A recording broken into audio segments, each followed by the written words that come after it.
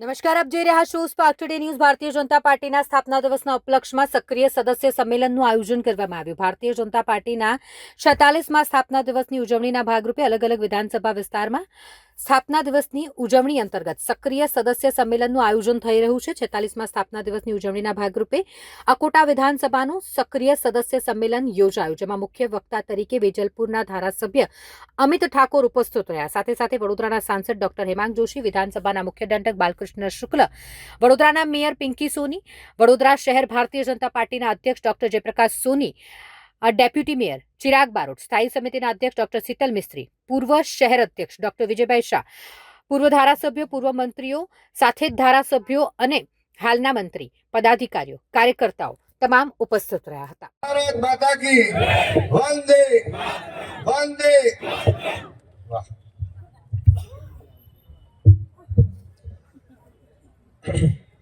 Bharatiya Janata party Akota વિધાનસભા દ્વારા આયોજિત 46મા સ્થાપના દિવસ નિમિત્તે સક્રિય સભ્ય આપણે જે સંમેલન રાખ્યું છે તેમાં ઉપસ્થિત વડોદરા શહેરના યશસ્વી પ્રમુખ ડોક્ટર જયપ્રકાશભાઈ સોની,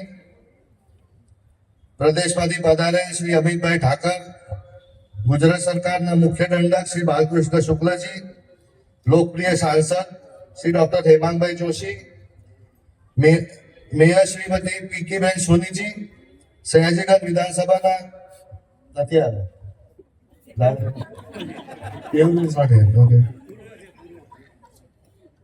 ડેપ્યુટી મેયર શ્રી ચિરાગભાઈ બારોટ, પૂર્વ શહેર પ્રમુખ શ્રી ડોક્ટરભાઈ વિજય શાહ, પ્રદેશ મહામંત્રી અને પૂર્વ ધારાસભ્ય શ્રીમતી સીમાબેન મોહિતે, સંયોજક શ્રી હિતેન્દ્રભાઈ પટેલ, વડોદરા શહેર મહામંત્રી સત્યેન્દ્રભાઈ ગુલાબકર, શિક્ષણ સમિતિ અધ્યક્ષ શ્રી નિશિતભાઈ દેસાઈ, મનોજભાઈ પટેલ, દંડક શાસક પક્ષ શ્રી શૈલેષભાઈ પાટીલ પણ નથી. આપ સૌ આજે અકોટા વિધાનસભાના સક્રિય સંમેલનને માન આપીને વધારે છે, એના માટે ખૂબ ખૂબ આભાર.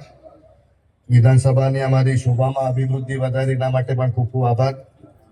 અકોટા વિધાનસભાના સંનિષ્ઠ કાર્યકર્તાઓ દ્વારા ખૂબ જ મહેનતથી 1029 સક્રિય સભ્યો બનાવી ભારતીય જનતા પાર્ટીના મંચ પર ઉપસ્થિત આજના મુખ્ય વક્તા માનનીય શ્રી અમિતભાઈ ઠાકર, ધારાસભ્ય શ્રી વેજલપુર વિધાનસભા, ગુજરાત વિધાનસભાના મુખ્ય દંડક શ્રી આપણા સૌના લાડીલા બાહુદાદા,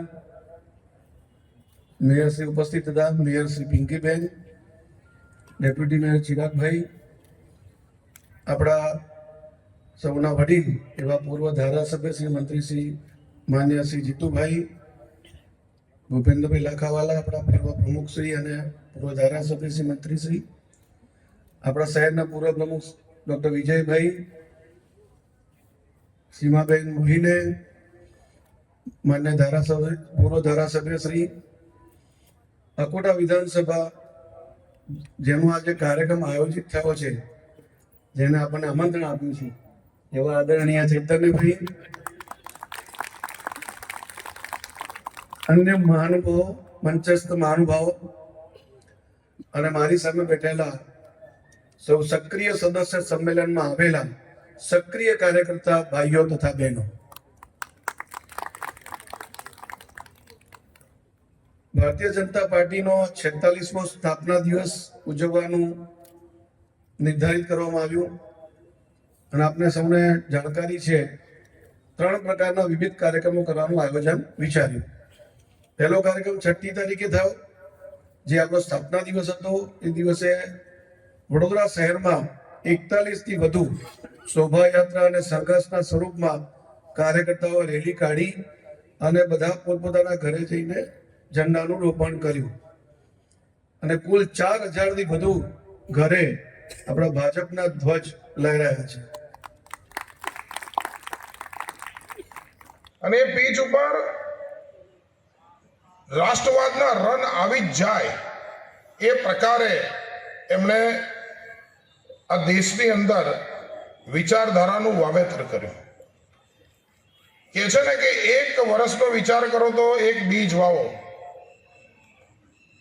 10 વર્ષનો વિચાર કરો તો ઝાડ વાવો, 100 વર્ષનો વિચાર કરો તો શિક્ષણ વાવો. આપણે સદીઓનો વિચાર કર્યો એટલે શ્યામાપ્રસાદ મુખર્જી અને દીનદયાલજીએ, કુશાભાઉ ઠાકરેજીએ, ભાઈ મહાવીરજીએ, આ બધા જ લોકોએ, રાજમાતા વિજયારાજે સિંધિયાજી, આ બધા જ લોકોએ ભેગા થઈને એવી વિચારધારાનું વાવેતર કર્યું કે વર્ષો ને વર્ષો, ખાલી 100 વર્ષ નહીં, સદીઓ ને સદીઓ ચાલે. અને એની અંદર એમ કહેવાય કે આ જમીન સાથે જોડાયેલો વિચાર છે અને એ વિચાર સાથે જ ચાલવું પડશે. મજબૂરી પણ બને અનેક લોકોની, એવું એક વાવેતર એ આ લોકોએ 1951ની અંદર એક એવી પાર્ટી કે જે પાર્ટીને 21 ઓક્ટોબરે જ્યારે સ્થાપના કરી, શ્યામાપ્રસાદ મુખર્જી નહેરુની કેબિનેટની અંદર, એટલે એ કોંગ્રેસવાળી કેબિનેટ નહોતી.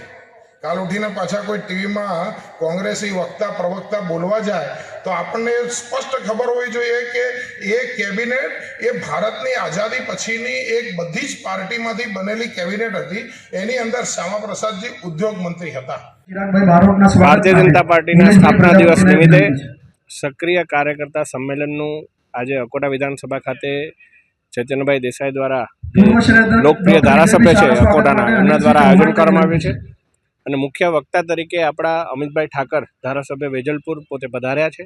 અને ખૂબ મોટી સંખ્યામાં સક્રિય કાર્યકર્તાઓ અહીં આવેલા છે. આપણા યશસ્વી અધ્યક્ષ શ્રી ડૉક્ટર જયપ્રકાશ સોની, વિધાનસભાના મુખ્ય દંડક બાલકૃષ્ણ શુક્લજી, મેયર શ્રી પિંકીબેન સોની અને તમામ કાર્યકર્તાઓ સાથે મળી અને વિકસિત ભારતની અંદર કાર્યકર્તાઓના યોગદાનને લઈને ચિંતન કરવામાં આવ્યું છે. આજે અકોટા વિધાનસભાનું સક્રિય સંમેલન રાખવામાં આવેલું છે.